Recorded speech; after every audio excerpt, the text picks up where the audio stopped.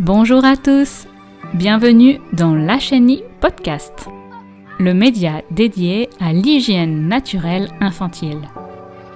Ici, nous parlons de ce sujet à travers le témoignage de parents, mais aussi de professionnels. Ce podcast est né suite à la publication d'un livre intitulé « Le bonheur d'accompagner bébé, hygiène naturelle infantile ». Il s'agit d'un guide illustré pour vous accompagner dans la pratique de l'HNI dès la naissance de bébé. Retrouvez ce podcast ainsi que ce livre sur le site internet kealira.com. L'introduction étant faite, je laisse la place à notre invité. Bonjour Anaïs, aujourd'hui j'aimerais qu'on parle de ton expérience de l'hygiène naturelle infantile, HNI, avec tes enfants. Tu en as 3, le plus grand a 12 ans, le deuxième 9 ans et le troisième 8 mois. Pour commencer, est-ce que tu peux nous faire une présentation générale ? Quel âge as-tu ? Où vis-tu ? Quel métier ou quelle activité exerces-tu ? Bonjour Juliette, merci pour l'invitation à ce podcast. Je m'appelle Anaïs, j'ai 36 ans, je suis dans le sud de la France, proche de Perpignan. J'ai en effet 3 enfants avec qui j'ai pratiqué et pratique de nouveau aujourd'hui, avec mon dernier né, l'hygiène naturelle. À côté, je suis assistante maternelle et nounou à domicile, bien qu'en ce moment, je sois en congé parental. J'aimerais qu'on reparte 12 ans en arrière pour revenir à la naissance de ton premier enfant. Et j'aimerais que tu nous parles de ton expérience de l'HNI à ce moment-là. Donc j'imagine que tu étais complètement différente d'aujourd'hui. Dans quel contexte vivais-tu ? Comment as-tu accueilli cet enfant ? Comment as-tu commencé l'HNI ? Tout en sachant que cet enfant est atteint d'autisme. Donc j'imagine que tu as dû rencontrer peut-être des problématiques particulières en lien avec cet autisme et la pratique de l'HNI. Il y a 12 ans, lorsque j'ai eu mon aîné, je n'imaginais pas que l'hygiène naturelle infantile puisse exister. À l'époque, j'étais assistante vétérinaire à la SPA et j'ai repris le travail à la fin de mon congé maternité. Soucieuse de mon enfant, j'ai rencontré des difficultés avec la garde de celui-ci. En effet, j'ai pu remarquer qu'il n'aimait plus le fait d'avoir été souillé dans sa couche. Cela m'inquiétait.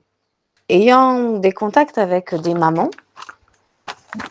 sur les réseaux sociaux, je fais une petite parenthèse. Ces mamans, je les ai rencontrées sur un forum de femmes enceintes où nous avions tissé quelques liens. S'en est formé un groupe sur Facebook, toujours existant. Sur ce groupe, une maman pratiquait l'hygiène naturelle infantile. C'est donc lorsque j'ai mis fin à mon contrat avec mon assistante maternelle et pris mon congé parental que j'ai commencé à signer avec mon bébé et à proposer d'évacuer. Mon bébé avait environ 5 mois. Je l'ai fait de manière partielle. Il avait sa couche très souvent. Et je proposais souvent. Cela a très bien fonctionné. Son autisme n'était pas connu à l'époque. C'était un bébé très dynamique qui dormait peu. Mais pour autant, il a été très réceptif au HNI. D'ailleurs, vers 12 mois, je n'utilisais plus de couche en journée, seulement la nuit. Quand j'y réfléchis, je me dis que ce qui a le plus aidé, c'est probablement la saison, puisqu'il commençait à faire beau et chaud, et donc bébé était souvent nu. Tu pratiques actuellement l'HNI avec ton dernier garçon qui a 8 mois. Tu as commencé l'HNI dès la maternité, dès son 2e jour de vie. Alors, qu'est-ce que ça fait de reprendre cette pratique après toutes ces années de pause, puisque tes plus grands ont 12 ans et 9 ans? Qu'est-ce que ça t'a fait de te replonger dans l'HNI et est-ce que c'est plus simple aujourd'hui ? Je n'ai jamais vraiment quitté l'esprit de l'HNI. Étant assistante maternelle depuis 2019, je continuais d'observer des bébés, ceux que j'ai gardés, en respectant le choix des parents quand on regarde l'HNI. J'ai souvent été de conseil. D'ailleurs, depuis toutes ces années, je suis sur un groupe Facebook sur l'HNI, où j'ai souvent participé. Durant ma grossesse, je suis d'ailleurs devenue administratrice de ce groupe. Avoir un 3e enfant, pour moi, a été tout naturel de proposer le HNI.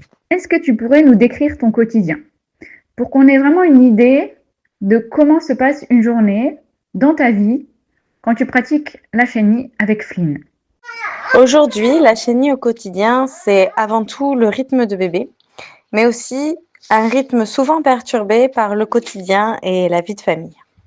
Si je devais donner une journée type, je dirais lever bébé, lui proposer le pipi du matin, puis préparer tout le monde en espérant ne rater aucun pipi, ce qui n'est pas souvent le cas. Prendre le temps le matin d'observer bébé, de proposer, de rater. De sortir pour aller chercher mon second à l'école, le midi puis le soir. L'après-midi, proposer à bébé après la sieste, et dès que possible, dès le moindre signe. C'est aussi nettoyer les loupés, attraper des selles dans les airs, échanger bébé ou soi-même. J'aimerais que tu nous partages ce que tu aurais aimé savoir avant de commencer la pratique de la chenille, ou même ce que tu aurais aimé savoir ou entendre pendant la pratique. Surtout au début, quand c'est vrai qu'on peut avoir tendance à se décourager ou avoir envie de jeter l'éponge. Ce que j'aurais aimé, c'est simplement savoir que ça existait avant la naissance, afin de me renseigner sur le sujet et peut-être avoir des supports pour montrer aux personnes autour de moi, afin de pouvoir expliquer qu'il s'agit ici de suivre le rythme de bébé, de respecter la physiologie, de répondre à un besoin comme l'on répond aux besoins d'alimentation. En fait, savoir dire que cette pratique est avant tout un soin.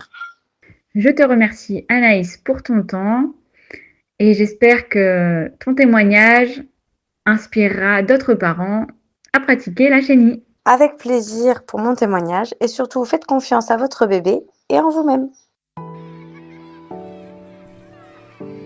Si vous avez aimé ce podcast, n'hésitez pas à le faire vivre en le commentant et en le partageant autour de vous. Merci pour votre écoute et au plaisir d'échanger, de partager et pourquoi pas de se rencontrer autour du sujet de l'hygiène naturelle infantile.